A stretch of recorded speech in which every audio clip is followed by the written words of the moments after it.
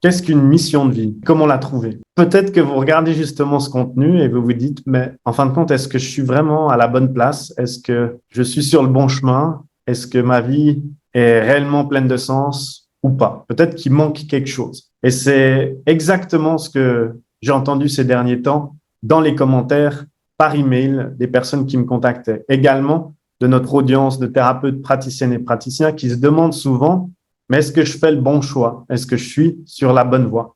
Et donc, ce qu'on a décidé aujourd'hui, c'est d'inviter quelqu'un qui va se présenter et qui va nous parler justement de cet aspect-là. Comment définir sa mission de vie, mais surtout, mais qu'est-ce que c'est une mission de vie?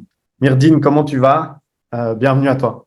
Écoute, je vais très bien. Merci Morgane pour ton invitation. C'est toujours un plaisir de parler de ce thème qui m'est très cher. C'est un plaisir également à moi de pouvoir mettre en lumière cet aspect-là qui est très important. Pour les personnes qui nous regardent, n'hésitez pas à vous abonner à la chaîne, cliquez sur la clochette de notification parce que ça permet justement de rendre ce contenu beaucoup plus disponible à plus de personnes qui peut-être en auraient besoin. Voilà, merci pour votre soutien. Et s'il y a des questions en commentaire, parce que ça nous aide aussi à créer quelque chose d'interactif et puis plus personnalisé, adapté. Donc, mettez vos questions, vos commentaires, on partage ensemble avec le cœur. Myrdine, est-ce que tu peux te présenter à l'audience avant qu'on attaque justement le vif du sujet?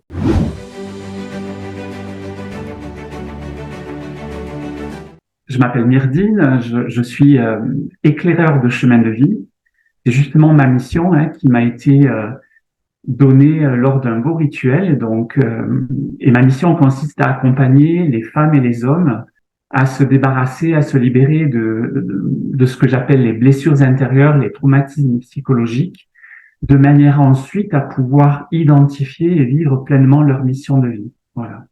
Magnifique ça, on voit des zones d'ombre qui empêchent une mise en lumière, justement. Oui. Et donc, ça va être intéressant, je pense qu'on va vraiment pouvoir aller en profondeur là-dessus, ensemble. Attaquons le sujet de façon simple et efficace. Je pense qu'une définition est nécessaire. Donc, qu'est-ce que c'est, en fin de compte, mission de vie? Je sais qu'il y a beaucoup de gens qui définissent ça de façon différente. Est-ce que tu peux nous apporter justement tes pensées, ta perception là-dessus?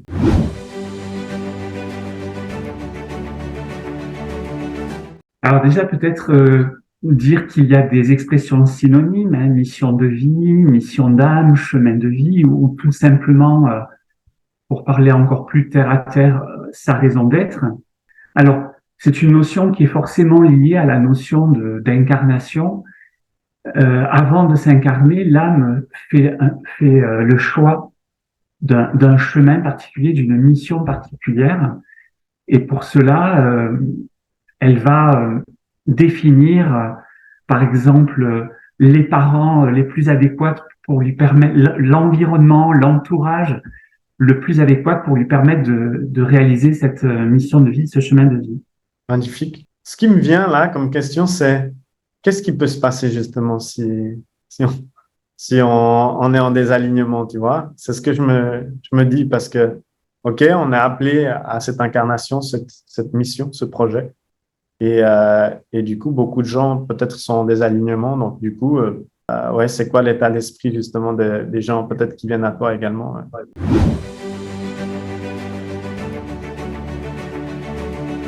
Oui, alors tu vois, quand tu me poses cette question, ça me fait écho à tous ces collaborateurs et collaboratrices d'entreprise que j'ai accompagnés. Et tout simplement, c'est que l'épanouissement, la joie pleine, la sérénité pleine de vivre, elle est pas là. Et c'est le signe qui peut nous montrer qu'on n'est pas tout à fait aligné avec son chemin de vie, sa mission de vie. Des exemples concrets peut-être de personnes justement en désalignement que tu as pu accompagner ou bien que tu as vu sur ton chemin déjà?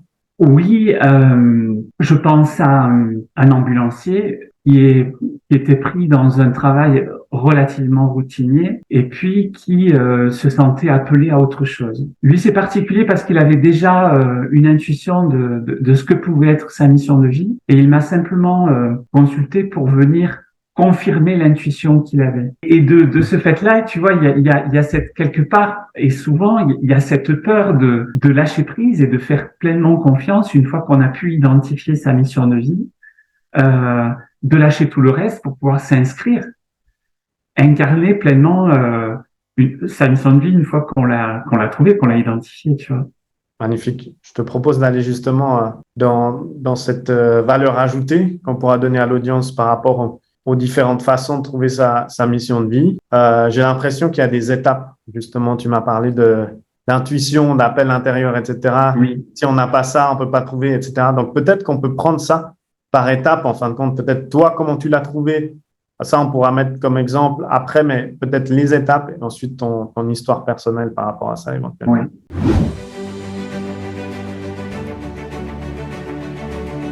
Ben, comme je le disais en introduction, une première étape, je dirais, c'est un travail sur soi pour se libérer de tout ce qui peut justement bloquer, freiner, parasiter notre épanouissement.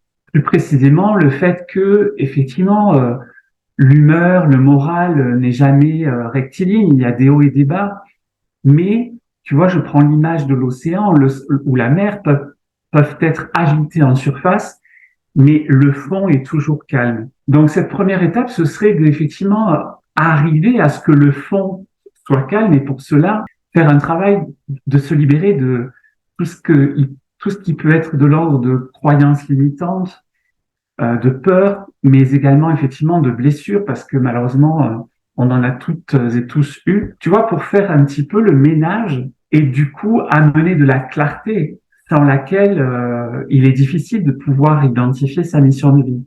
Donc ça, c'est l'étape numéro 1, je pense, effectivement, ce travail sur soi, pouvoir faire un bon nettoyage Ouais.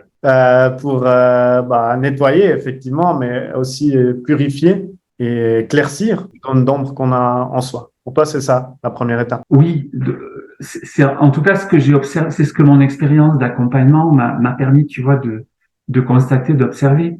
Toute personne, bien sûr, chaque personne est unique. La deuxième étape, ce serait elle peut être différente selon les personnes. Elle peut être justement de porter de l'attention sur les intuitions que l'on peut avoir. Alors pour moi, l'intuition, je la définirais tout simplement par le premier mouvement qui jaillit, avant que le mental ne récupère la chose et ne parasite avec un discours intérieur du genre non mais c'est n'importe quoi, tu te la racontes, etc.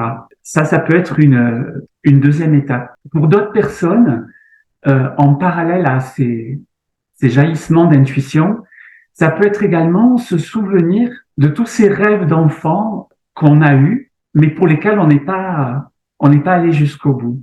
Et souvent, très souvent, ils sont révélateurs de tout ou partie de notre mission de vie, tu vois. Intéressant, ça me parle beaucoup. Bon, cet enfant intérieur, bien entendu, ces rêves qu'on a de façon très naïve, sans Oui, influence extérieure. Et ces rêves qui s'assombrissent euh, souvent, dû à des responsabilités et beaucoup de choses. Donc, je pense que ça peut être vraiment quelque chose à appliquer pour les personnes qui visionnent ce contenu.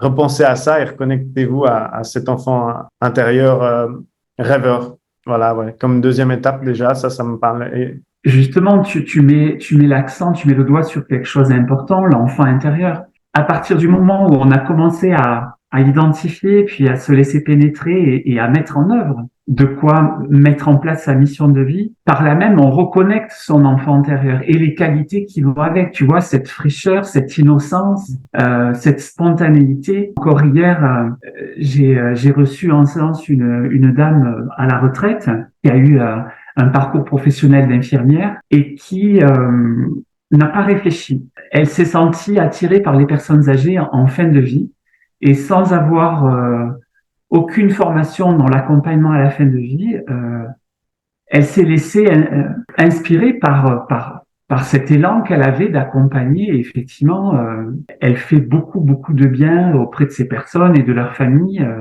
d'autant plus que voilà, étant à la retraite, elle le fait, tu vois, bénévolement. ouais, du coup, parfois ces responsabilités en trop, en tant que, Ouais, tu vois, personnel, et professionnelles, elles viennent justement nous désautoriser à vraiment prendre le bon chemin. Et ça, c'est très intéressant. Il y a ce cycle justement de l'enfance, cette naïveté, inconscience et cette libération finale sociétaire quand on vient au bout de ses obligations professionnelles. Et donc, du coup, on se reconnecte. Pour rester dans la continuité de la question que tu m'as posée, une autre étape, alors sachant que les étapes que je suis en train de décrire ne sont pas forcément séquentielles, mais parfois simultanées, tu vois. Une autre étape, c'est de faire jouer ce que j'appelle l'effet miroir. Souvent, notre entourage, alors pas forcément les membres de la famille, mais ce que j'appelle les amis proches, les amis de cœur, ont un regard sur nous que nous n'avons pas sur nous-mêmes. Et souvent, ils viennent nous révéler, encore une fois, notre singularité, qui est partie intégrante de notre mission de vie, ou pour parler autrement, notre ADN. Et des fois, avec beaucoup d'humour. Ah ben oui, mais t'as attendu autant de temps, moi je le sais depuis le départ que c'est ça pour toi, quoi, tu vois. Donc voilà, ça peut être aussi une étape efficace dans l'identification de sa mission de vie. C'est aussi important. Et je pense qu'ici, vraiment, pouvoir différencier ses amis de cœur ou non, c'est souvent quelque chose de très important hein, dans cette étape. Et puis il peut y avoir aussi des électrochocs, tu vois. J'ai accompagné récemment une jeune dame qui est partie vivre avec son mari et ses enfants en Guadeloupe suite au décès d'un cousin germain qui pétait la joie de vivre, qui effectivement était quelqu'un de très libre dans son agir, dans ses initiatives, etc.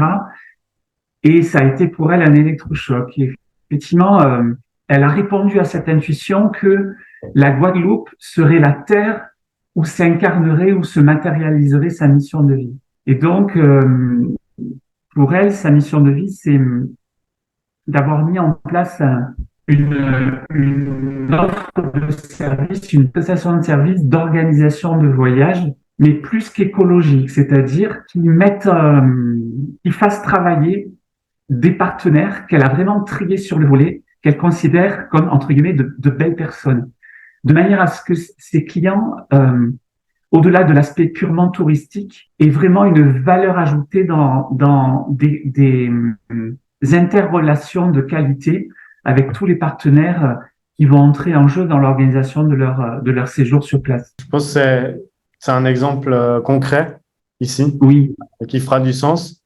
Comme électrochoc, il y a aussi ce rappel à l'ordre de ce désalignement accumulé avec les années, n'est-ce pas? Oui, effectivement, il y a des personnes qui, à un moment donné, il y a comme un trop-plein, un ras-le-bol, tu vois, mais non, mais c'est pas ça. Ma vie ne fait pas sens ou ne fait plus sens et je suis à côté, je suis en train de passer à côté de qui je suis vraiment, tu vois. À propos d'électrochoc, le gros électrochoc que nous avons tous vécu il y a maintenant 3 ans, c'est le Covid avec les différents confinements. Tu le sais, hein, il y a eu beaucoup de prises de conscience, beaucoup de personnes qui ont remis en question leur parcours de vie personnel, professionnel, et quelque part, j'ai envie de dire même inconsciemment, pour se rapprocher de leur mission de vie, ou tout au moins, pour parler plus terre à terre, de ce qui les correspondait, de ce qui leur correspondait vraiment, tu vois. Tout à fait. Ces électrochocs de nouveau qui permettent de s'autoriser. Oui.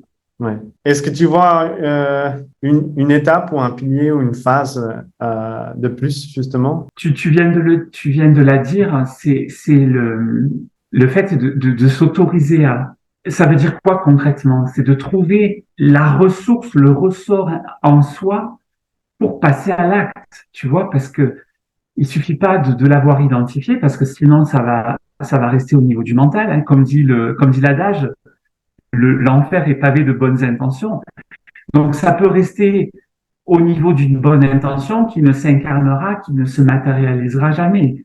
Et il faut donc trouver en soi le ressort intérieur. D'autres appelleront ça le courage, mais pour moi, c'est pas tout à fait une histoire de courage, c'est vraiment trouver en soi oui, j'ai pas d'autre mot qui me vient que ce ressort, cette ressource intérieure. Et justement, moi, dans certains de mes accompagnements, euh, les personnes, au-delà d'identifier leur mission de vie, elles viennent chercher ça. Elles viennent chercher cette assurance, cette réassurance ou ce tremplin qui va leur permettre de passer à l'acte, pour pouvoir incarner leur mission de vie. Et tu vois, c'est là où je boucle par rapport à ce qu'on disait tout à l'heure de l'enfant intérieur. L'enfant intérieur, l'enfant tout court, contrairement à l'adulte, il n'est pas parasité par tous ces conditionnements sociétaux, familiaux, par toutes ces peurs, toutes ces croyances limitantes. Et je reviens à ce que je disais au départ. Bien souvent, il y a un gros travail de se libérer de tout ça et de recontacter, tu vois. Une personne, je me souviens, elle était très frustrée. Elle était venue me trouver et je lui avais dit, mais je suis désolé, je peux pas comme ça canaliser et puis vous dire, tac, telle est votre mission de vie. Souvent, c'est des choses très terre à terre. Et ce monsieur, je lui disais, mais le premier travail que vous devez faire, c'est de vous ancrer chaque jour, de commencer par un petit rituel matinal avant toute chose, de vous poser, de vous ancrer, de vous aligner ou tout simplement de descendre à l'intérieur de vous, d'être à l'écoute de ce qui se passe à l'intérieur de vous. Parce qu'ensuite, pris dans la routine métro, boulot, dodo, il va y avoir tellement de sollicitations extérieures que vous allez perdre ce contact avec vous-même. Tu me parles d'étapes, moi je parlerai également de conditions. Une condition qui, pour moi, ou tout au moins ce que mes guides m'ont enseigné au fil de l'eau, et sur lesquels, depuis 2, 3 ans, ils insistent lourdement, il est de notre devoir, quelque part, d'une discipline quotidienne, tu vois, de trouver un moment, parce que le temps, on le trouve toujours, justement, pour se poser, pour revenir à soi, pour regarder à l'intérieur de soi. Et ça va faciliter grandement soit la découverte de sa mission de vie, soit le fait de rester aligné et en phase avec sa mission de vie si on l'a déjà trouvée et incarnée. Et ce qui expliquerait également pourquoi les gens sont en désalignement ou ne la trouvent pas, etc. Ouais. Ce métro, boulot, dodo, ce rythme effréné Ouais. qui, ouais, qui nous aspire. Selon toi, c'est surtout ça la cause réelle, Oui. principale, qui fait que les gens ne trouvent pas leur mission de vie. Oui, et puis malheureusement, il peut y avoir, comme je le disais en introduction, des blessures qui n'ont pas du tout été ou qui n'ont pas été suffisamment travaillées et qui empêchent, qui parasitent, qui, qui font que il y a une certaine souffrance ou tout au moins un certain manque d'épanouissement, tu vois, qui fait que cette souffrance c'est un peu, tu vois, comme une plaie, si elle est pas soignée, elle va s'infecter. Donc quelque part, l'énergie, la tension, elle est monopolisée par cette blessure intérieure qui n'a pas été travaillée et guérie, tu vois. Il y a parfois beaucoup de culpabilité. Ah oui, mais j'y arriverai jamais, je suis pas aligné et tout. Mais la vie, elle est très belle, mais elle est dure. Il faut être honnête. Donc la vie est déjà assez dure sans qu'on s'en rajoute une couche. Donc moi, ce que je dis souvent, c'est non mais arrêtez de vous fouetter, de vous culpabiliser. Maintenant, vous êtes là et avec la volonté de travailler sur vous, et puis on y va.